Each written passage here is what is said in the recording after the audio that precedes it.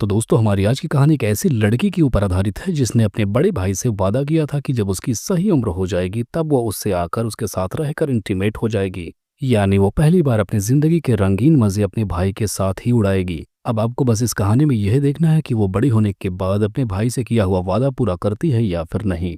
तो चलिए कहानी की शुरुआत करते हैं, जहां पर हम एक लड़के और एक लड़की को बाइक से कहीं जाते हुए देखते हैं और हम जान पाते हैं कि ये दोनों भाई बहन हैं, जहां पर लड़के का नाम गिल और लड़की का नाम सोफिया होता है। इसके बाद हम देखते हैं ये दोनों एक पार्टी में पहुंचते हैं, जहां पर सोफिया बहुत सारे लड़कों के साथ डांस करती है और वहीं दूर खड़ा उसका भाई गिल उसे देखकर जेलस फील कर रहा होता है। जिसके बाद हम देखते हैं वो स्मोकिंग करता हुआ अपनी सिस्टर को साथ में लेकर घर जाने लगता है। अगले सीन में हमें दिखाया जाता है गिल जब छत पर होता है तब उसकी मॉम अपना सारा सामान पैक करके अपनी कार में रख रही होती हैं, और जब गिल नीचे जाता है तब हमें पता चलता है कि उसके मॉम डैड एक दूसरे के साथ नहीं रहते। हम जान पाते हैं कि उसके डैड एक फिल्म राइटर थे और वो किसी काम से फ्रांस गए थे और लौट के आने के बाद से वो अकेले ही रहते हैं। अब इसी वजह से इनकी मॉम इन्हें अपने साथ लेकर उनके नानी के घर पे रहने के लिए जाने लगती हैं। जिसके बाद हम देखते हैं उसकी मॉम अपने घर का थोड़ा मोड़ा सामान बेचते हुए उन सब का खर्चा चलाती है। अब हम देखते हैं ये नानी के घर पे पहुंचने के बाद ये तीनों टीवी देख रहे होते हैं, जहां पर इनकी मॉम अपने बच्चों से बोलती है कि तुम्हारे डैड तुम लोगों को मिलने के लिए बुला रहे हैं, लेकिन इस पर सोफिया बोलती है कि वो नहीं जाएगी क्योंकि उसे उसके डैड नहीं पसंद। अब रात होने के बाद हम देखते हैं सोफिया और गिल जब एक दूसरे के साथ बैठकर सिगरेट पी रहे होते हैं, तब यहाँ पर गिल सोफिया से पूछता है तुम्हें बचपन में किया हुआ वादा तो याद है?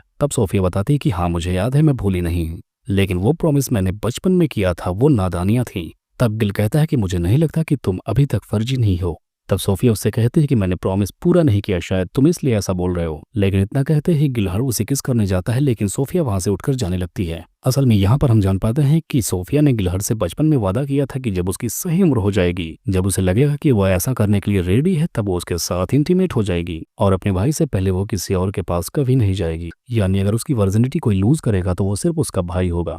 लेकिन अब सोफिया के लिए वो सब बातें मायने नहीं रखती, लेकिन गिल अभी भी उस बात को सीरियस लेकर बैठा था। अब हम देखते हैं रात होने के बाद गिलहर खुद को रोक नहीं पाता, जिसके बाद जब सोफिया सो रही होती है तो गिल उसके कमरे में घुस जाता है और उसे बहुत ही रोमांटिक तरीके से छूने लगता है। और इतने में ही सोफिया नींद से उठ जाती है, जितने में गिलहर उसके बगल में लेट जाता है और यहीं लेटकर वो मास्टरबेशन करने लगता है। लेकिन तब उसे प्यार से सोफिया समझाती है कि तुम्हें अपने रूम में जाना चाहिए, नहीं तो मॉम को पता चल जाएगा। लेकिन यहाँ पर सोफिया को पता चलता है कि गिलहर रात को हर रोज उसके कमरे में आता है। अगली सुबह हम गिल को एक बार में देखते हैं, जहाँ पर वो एक बूढ़ी औरत से मिलता है और ये कोई और नहीं बल्कि उसकी नानी थी, जिनकी ताश खेलने की आदत होती है और यहाँ पर वो गिल की ताश में चीटिंग करने में उसकी मदद करती हैं। अगले सीन में हम देखते हैं गिल अब अपने डैड से मिलने के लिए उनके घर पर जाता है। यहाँ पर वो दोनों एक दूसरे से काफी ज्यादा बातें करते हैं। अब यहाँ पर जो अपने डैड के साथ अकेला बैठकर बातें कर रहा होता है तो अपने डैड से एक सवाल करता है कि किसी लड़की को इंटीमेट होने के लिए उसे कैसे मनाएं। लेकिन इससे पहले उसके डैड पूछते हैं कि तुम्हारी अगर कोई गर्लफ्रेंड हो तो मुझे पहले उसके बारे में बताओ। लेकिन यहाँ पर गिल कुछ भी बताने से मना कर देता है और अगले दिन हम देखते हैं उसके डैड उसे घर पर छोड़ने के लिए चले जाते हैं। अगले दिन हम देखते हैं गिल और सोफिया अपने डैड के फार्म हाउस पर रहने के लिए जाते हैं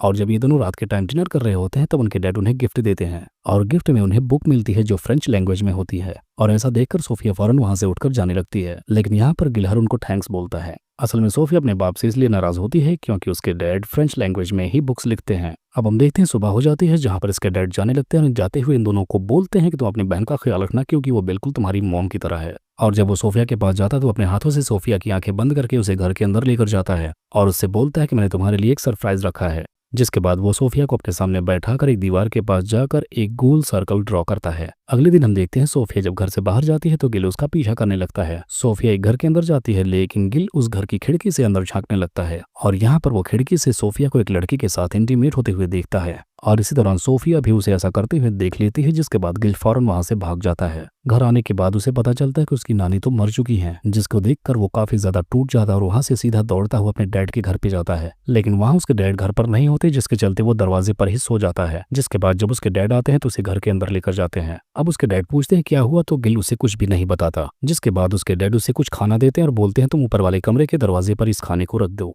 जब गिल वापस अपने डैड के पास आता है तो उससे पूछते हैं कि क्या उसने दरवाजा खोला, लेकिन वो मना कर देता है। यहाँ पर उसके डैड अपने पड़ोसी को खाना क्यों दे रहे थे ये हमें कहानी में आगे पता चलेगा। अगली सुबह जब वो सोकर उठता है तब वो देखता है कि उसके डैड किसी अनजान औरत के साथ इंटीमेट हो रहे होते हैं। जिसके बाद अगले सीन में वो सोफिया को फोन लगाता है और चुपचाप सुनता है। यहाँ पर सोफिया उसे पहचान लेती है और रोने लगती है और इतना ही सुनकर गिल फोन कट कर देता है। जिसके बाद वो अपने डैड के घर से तैयार होकर अपनी नानी के अंतिम संस्कार में जाता है। यहाँ पर उसे सोफिया दिखाई देती है, लेकिन वो उसे नजरअंदाज करता है। अब यहाँ पर उसके डैड उसे फोन करके बताते हैं कि उनके घर के सामने एक लड़का था जो अपनी मॉम को बस पे बिठाकर कहीं भेज रहा था और उनके आने का इंतजार करता रहा, लेकिन आज तक उसकी मॉम लौट कर नहीं आई। जिसके चलते मैंने उसे इसी कमरे में रखा है और उसी के लिए मैं खाने भी जाता हूँ। और इसी दौरान किल को छत से खून की बूंदें टपकती हुई दिखाई देती हैं, जिसके बाद वो फौरन अपने डैड को बताता है। वो फौरन अपने डैड के साथ छत पे जाता है, जहाँ पर वो देखते हैं कि ट्रे में अभी भी खाना पड़ा था। जब उसके डैड दरवाजा तोड़कर घर के अंदर घुसते हैं तब वो देखते हैं कि उस लड़के ने खुदकुशी कर ली थी। अब ऐसा देखकर उसके डैड टेंशन में आ जाते हैं और गिल को अपनी मॉम के पास जाने के लिए बोलने लगते हैं। अब यहाँ पर वो सीधा अपनी मॉम के पास जब जाता है तो इधर भी माहौल बदल चुका था। उसकी मॉम खुद उससे इंटीमेट होना चाहती थी,